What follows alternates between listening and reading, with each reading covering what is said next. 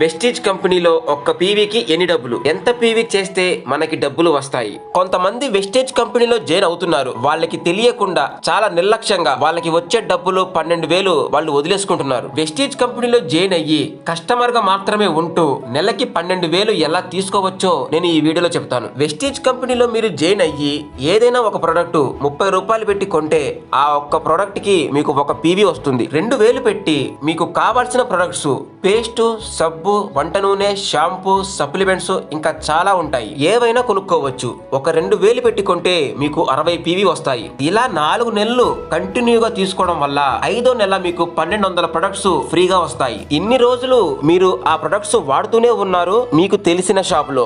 ఆ షాప్ అతను ఏమైనా మీకు ₹1 ఇచ్చాడా? ఎవ్వరు.